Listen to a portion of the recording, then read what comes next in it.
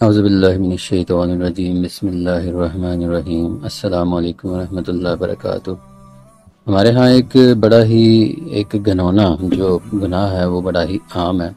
اس کے بارے میں ایک پوری قوم تھی شعیب علیہ السلام کی، اصحاب مدین، جس کے بارے میں قرآن پاک بتاتا ہے کہ وہ اسی گناہ کے باعث ان پہ اللہ تعالیٰ نے عذاب کیا۔ تو وہ گناہ کیا ہے؟ وہ ہے کسی کو دھوکہ دینا، کسی کے ساتھ بے ایمانی کرنا، کسی کے ساتھ لین دین کرنا، تو ڈنڈی مارنا۔ اس کے بارے میں بڑی ہی سخت وعید ہے۔ اس کے بارے میں خاص طور پہ اللہ تعالیٰ نے ایک پوری کی پوری صورت ہمیں عطا کی ہے، المطففین، جس کا مطلب یہ ہوتا ہے کہ ڈنڈی مارنے والے لوگ۔ تو اس کو ہم پڑھتے ہیں، اس میں یہ مضمون اللہ تعالیٰ نے بڑا ہی کھول کے بیان کیا، اور ہم غور و فکر کرتے ہیں کیا میں اور آپ اس میں شمار تو نہیں ہوتے؟ کیا ہمارے لین دین کے معاملات، زندگی گزارنے کے معاملات، لوگوں کے ساتھ معاملات جو ہیں وہ اس میں شمار تو نہیں ہو رہے؟ تو ہم ذرا غور کرنے کی کوشش کرتے ہیں، اس کو پڑھتے ہیں۔ پہلی ہی آیت کے اندر اللہ تعالیٰ کہہ رہے ہیں وَيْلٌ لِّلْمُطَفِّفِينَ، تباہی ہے ڈنڈی مارنے والوں کے لیے۔ اب سب سے پہلے ہی ہمیں پتہ چل گیا کہ جو بھی بندہ یہ کام کرے گا اس کے لیے خیر نہیں ہے۔ وہ جو بھی اس کام میں ملوث ہوگا اس کی دنیا بھی برباد ہوگی، اس کی آخرت بھی برباد ہوگی۔ دنیا میں کیا ہوگا کہ جن لوگوں کو پتہ چلے گا وہ اس کے ساتھ لین دین کے معاملات چھوڑ دیں گے، آہستہ آہستہ وہ کٹنا شروع ہو جائے گا۔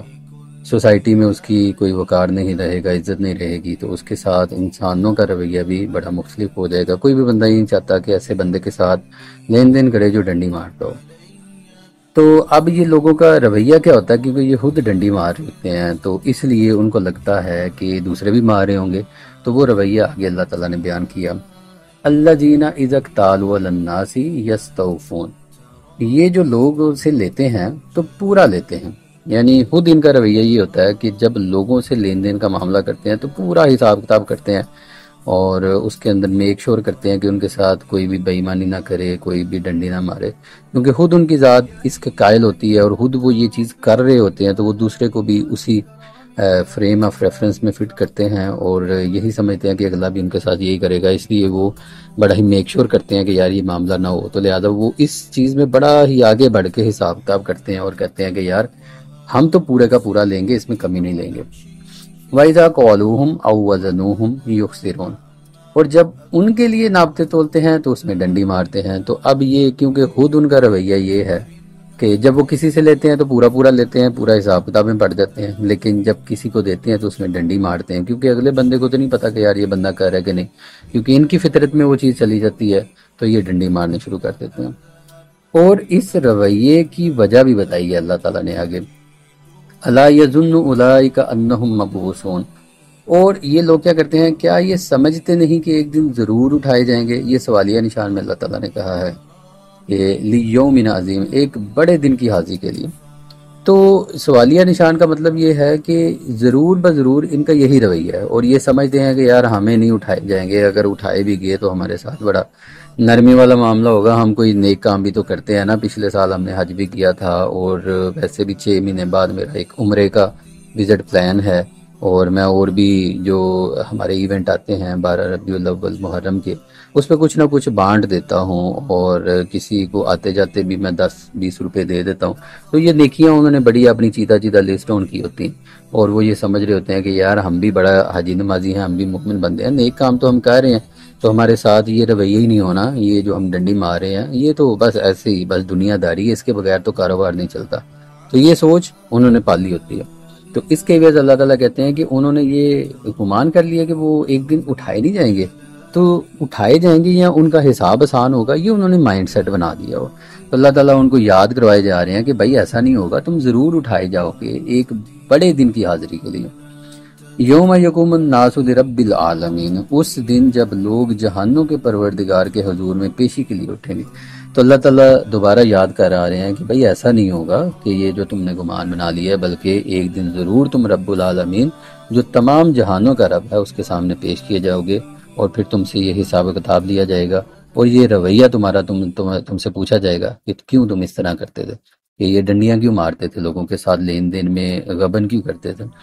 یہاں پہ رک کے میں یہ بھی ضرور کہنا چاہوں گا کہ اس کے بارے میں جب بھی ہم ایسی بات کرتے ہیں تو ہم یہ سمجھتے ہیں کہ شاید یہ کوئی ریڈی والا ہے، کوئی دکاندار ہے جو یہ معاملہ کر رہا ہے۔ جی نہیں، ایسا نہیں ہے، اس میں ہر وہ بندہ شامل ہے جو کسی کے ساتھ لین دین کرتا ہے، اب اس کے اندر جو مادی چیزیں ہیں وہ بھی ہو سکتی ہیں، لیکن اس کے اندر یہ والے معاملات بھی ہیں کہ آپ سروسز دیتے ہیں. کوئی بندہ جاب کرتا ہے، اب وہ جاب کرتا ہے تو ایک بندہ کسی کے سیلری پوری لے دیتا ہے لیکن اس کو سروس پوری نہیں دیتا. 8 گھنٹے میں فار ایگزامپل اگر اس کو 20,000 ملنا تھا تو وہ ڈنڈی مارتا ہے، وہ 6 گھنٹے 7 گھنٹے کام کرتا ہے لیکن پیسے پورے لے لیتا ہے. اسی طرح یہ سروسز کا معاملہ ہے کہ کوئی کسی کو سروس دیتا ہے تو اس میں خیانت کرتا ہے، صحیح طریقے سے کام نہیں کرتا.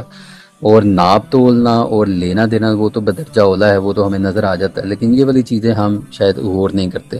تو کوئی بھی لین دین کے معاملات ہیں، کسی کے ساتھ بھی آپ کی ایسے معاملات ہیں، اس میں ضرور غور و فکر کریں کہ کیا ہم اس رویے میں تو نہیں ملوث اور کیا ہم ان لوگوں میں شمار تو نہیں ہو رہے. تو اللہ تعالیٰ سے دعا ہے ہمیں غور و فکر کرنے کی، لوگوں کے ساتھ لین دین صحیح کرنے کی ہمیں اللہ تعالیٰ توفیق عطا فرمائے، اور یہ ڈنڈی مارنے سے ہمیں بچائے کہ ہم ایسے کام نہ کریں کہ ہم ان چیزوں میں ملوث ہو جائیں. اسی صورت میں آگے پھر ان کا انجام بھی بتایا گیا ہے کہ ان کا انجام کیا ہوگا، وہ سجین میں چلے جائیں گے. آئی ریئلی ریکمینڈ دیٹ کہ آپ وہ ساری پڑھیں، اور اگر جو ایسا نہیں کرتا تو اس کا مقام علیین میں ہو جائے گا. تو وہ ایک بڑی ہی پکیزہ اور کشادہ اور ایک نیک بندوں کی جگہ ہے، اس کا بھی اللہ تعالیٰ نے باتیں بتائیں. اس پہ ہم نے پہلے بھی ایک ویڈیو کی تھی نامہ اعمال کے بارے میں، تو یہ نامہ اعمال کے ریلیٹڈ بھی ہے کہ ان کا نامہ اعمال علیین میں ہوگا جو نیک لوگ ہوں گے، اور جو بد ہوں گے ان کا سجین میں ہوگا. لیکن ان کا رویہ بھی بتایا گیا ہے کہ جو بھی ڈنڈی مارے گا اور جو اس سے بچے گا ان کے لیے کیا سزائیں ہیں اور کیا ان کے لیے نعمتیں. تو اللہ تعالیٰ سے دعا ہے کہ ہمیں قرآن پاک کو سمجھنے کی اور یہ باتیں جو آج ہم نے کی ہیں ڈنڈی مارنے والی، اس پہ عمل کرنے کی ہمیں توفیق عطا فرمائے جیسے قرآن پاک کہہ رہا ہے، اور اس سے بچنے کی ہمیں توفیق عطا فرمائے کہ ہم کسی کے ساتھ معاملہ کرتے ہوئے ڈنڈی نہ ماریں. تو یہ رویہ ہمارا نہیں ہونا چاہیے. تو اللہ تعالیٰ سے دعا ہے کہ ہمیں عمل کی توفیق عطا فرمائے. السلام علیکم ورحمۃ اللہ وبرکاتہ.